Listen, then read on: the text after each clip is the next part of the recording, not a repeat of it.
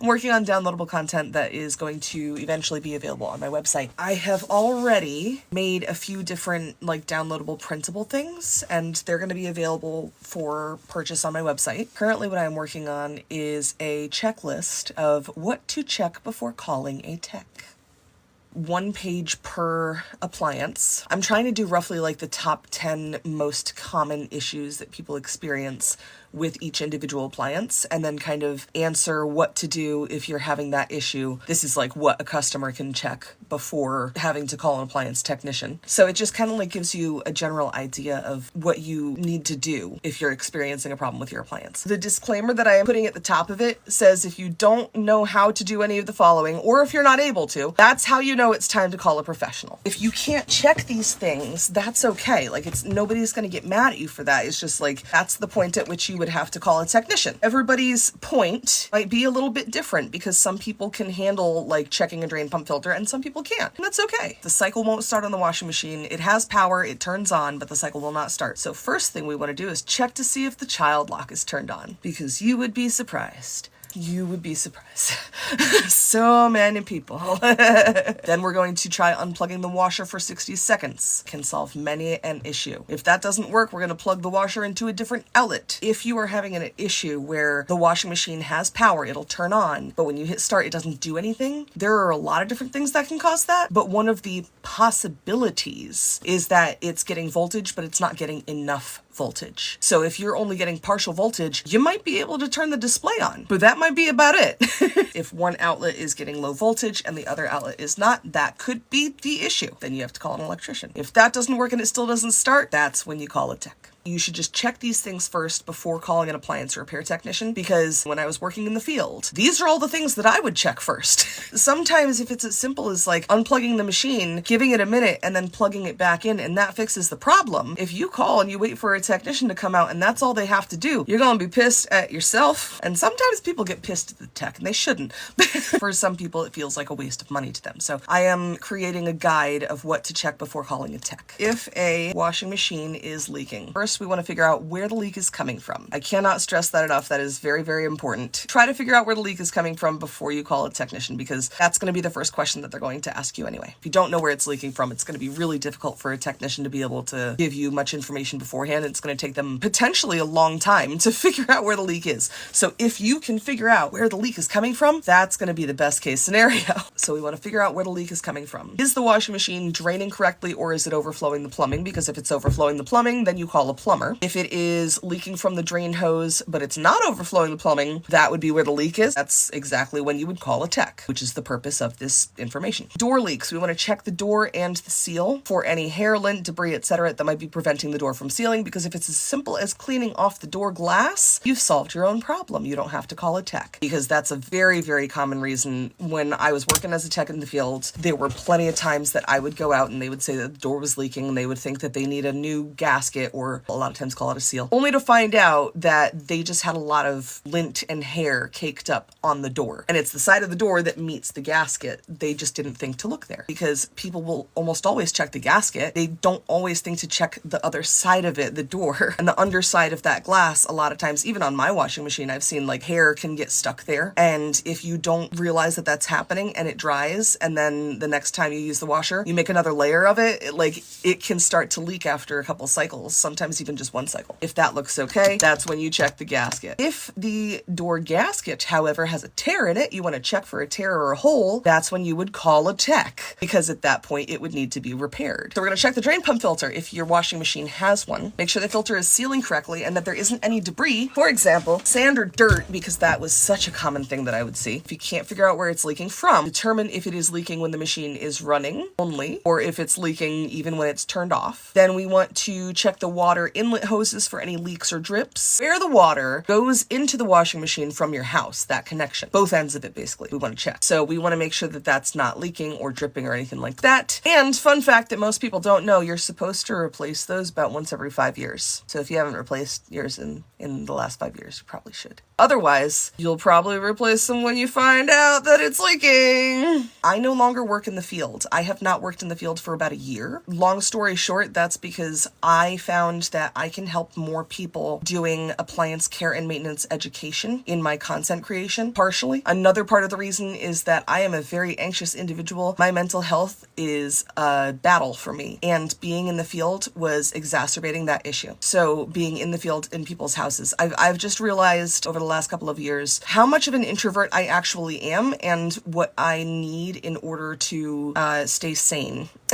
And unfortunately, a big part of that meant I can't be in people's houses. I cannot. It's just not, it's the world that we live in is not a good place for me to be doing that. That's why I transitioned out of appliance repair and transitioned into appliance education. It makes me very happy because a lot of what I enjoyed about appliance repair was helping people understand their appliances more and helping people to solve issues without having to rely on somebody because they just don't know anything about their appliance, because I would run into that all of the time. And that was honestly the big thing that made me want to swap from being a tech in the field to doing exactly this, doing content creation and appliance education. I realized that as much as I love the problem solving aspect of repair and of being in the field and of being able to help people like one-on-one like that, I really, really did not like all of the wear and tear that it was putting on my body. There's a lot of strain that appliance repair puts on your body. I knew that I was gonna have a shelf life on that. Didn't like that. I didn't like, it's just a very difficult environment to work in as a woman, or honestly as anybody who is not a man. It's a difficult environment to work in. So I didn't like all of that aspect of it, but I loved being able to assist people. I loved being able to help people figure out what is going on with their appliances. And I felt terrible a lot of times when I would come out to somebody's house and it would be something as simple as you're using too much detergent. People are not taught these things. Like, where do you learn how to do laundry from? You learn that from your parents. Where did they learn how to do laundry from? Usually from their parents, and so on and so forth. And then you have these older ideas of how to do laundry, but you have this new technology that is completely different from what your parents have taught you. So there's this big gap in knowledge, and I'm trying to fill that gap. That's what I'm trying to do with what I do. This way I can educate others before they get to a point that they need to teach, basically. And then it can also like reduce the need for having a stranger in your house. And I know that a lot of techs don't like the idea of that, but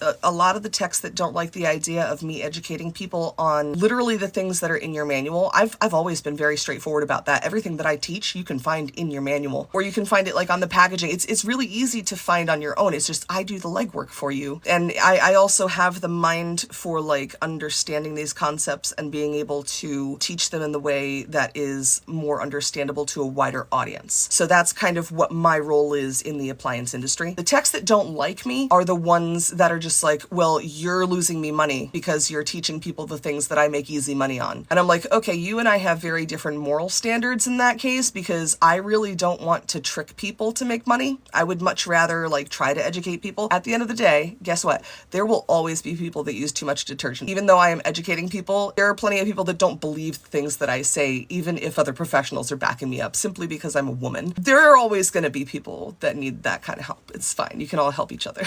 What do you do if you put too much rinse aid? Try to flush it through with water, and if that's making too many bubbles, you can use like a cup of white vinegar, distilled white vinegar. I specify distilled because then it won't leave any like mineral deposits or anything behind. White vinegar specifically is what cleans, but a lot of times that can help you get rid of some of the bubbles. It's not something that you need to do every single time, but it can help knock the bubbles out. My dryer won't turn on when the light comes on when the door opens. So like you hit start and it doesn't do anything. So it has power. It's just like when you hit start, it doesn't do anything. It could be the belt. It could be, there's several different things, but like at that point, if you've already tried unplugging, plugging back in, flipping the breaker off and on again, then at that point you want to call a tech. Panel won't do, has power. Yeah, you have to call a tech for that, because that's, at that point it needs to be repaired. I think it's a sensor. So sensor is like incredibly vague term. If you're saying I think it's a sensor, don't buy what you think is a sensor, because there are a lot of different kinds of sensors. Humidity sensors, temperature sensors, like all sorts of things. That's why I don't tell people how to repair their appliances, because I don't know people's skill level. But if you're just saying you think it's a sensor, that's a very, very vague statement. Call a tech.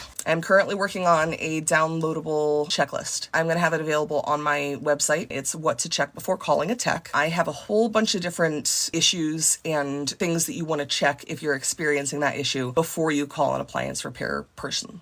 Persian. If you hear me lisp or like mispronounce a word or at any point and it sounds funny, I have Invisalign currently, so just a heads up. Washing machine smells bad. So if a washing machine smells bad, these are the things that you want to do or check out before you call an appliance repair technician. First, you want to check the area around and under the machine to make sure that it is in fact the machine from where the smell is emanating. Then you want to run a washing machine cleaner through the machine if you haven't already. That is always very important. But if it's starting to smell, run a machine cleaner through it. If that doesn't seem to solve the problem, we want to check that the drain hose is installed correctly, because if it's too far down into your plumbing, it can start to siphon dirty water back into your machine. If that checks out okay, if drain hose is installed correctly, if we have run washing machine cleaner through the machine, and if it's definitely coming from the machine, we want to check the drain pump filter, if there is one, see if there's anything inside the drain pump filter. If there is something, empty it, clean it out. If we have emptied and cleaned the drain pump filter, then we're going to check the door gasket and the detergent tray or housing to make sure that there is no mold buildup. It is very, very common if people are not maintaining their machines properly to get a lot of buildup in the door gasket and in that whole compartment where the detergent goes, because there is a lot of water that just sits there. If you're not actually actively trying to make sure that it's dry and you're leaving it wet all of the time, it's going to start to smell. When we're talking about smells and things, there's a thing that immediately came to mind, and I don't want to even tell you guys the story.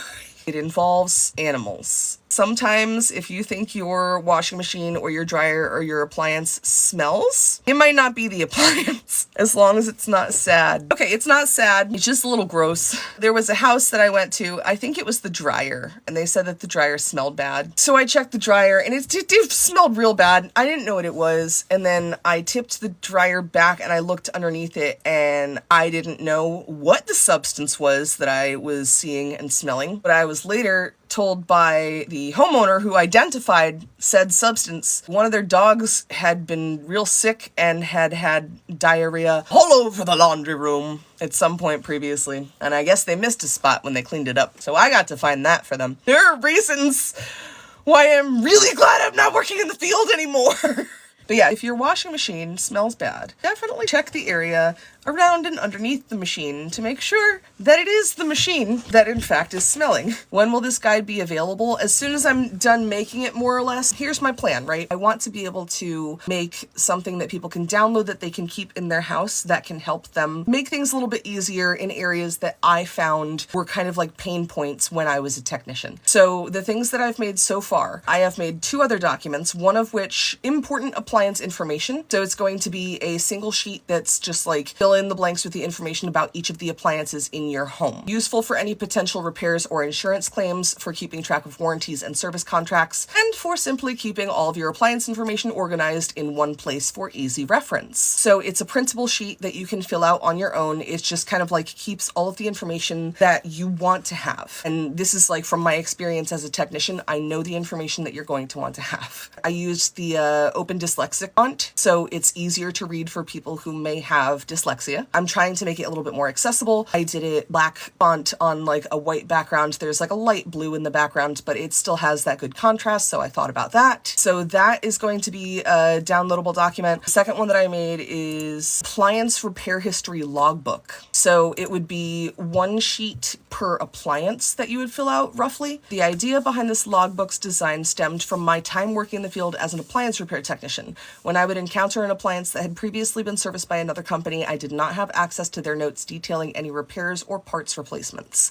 On the rare occasions when customers kept a record of past repairs, figuring out how to proceed was much easier for everyone involved. So it's a service history. Yes, I made a service history. You can fill out a service history for like each different appliance. So you have like 1 sheet per appliance. It'll have like the model and serial number and everything that's like the big important things at the top. It'll have like sections that you can fill out for each repair that your appliance has. Just like a rough description. That way, if ever you have to have multiple repairs and there are multiple different technicians that work on the appliance, or if it's something that like you've had to have a lot of repairs on it and you need some kind of documentation on it, it even has like a little fill in the blank for what the company's reference number was. So like, what's your reference number for this repair with the company that you used? This is the kind kind of stuff that I'm trying to make. When do you think we can buy it? I am hoping within the next week or two. What I am hoping to do is to have each of them available separately for purchase on their own, or you have the option of doing a bundle for a slightly lower price, because I understand that not all of these are going to be useful for everybody. So some people might want to buy just one, some people might want to buy all of them. It would be kind of like a little discount like that. Before I can do that, I need to have multiples available of like different download things. It's all going to be digital downloads. That's what I'm working on literally right now. So once I can get this done, that's when I can have it available for purchase. But yeah, I designed everything. I also, like, I have graphic design experience as well. So like, it looks nice too.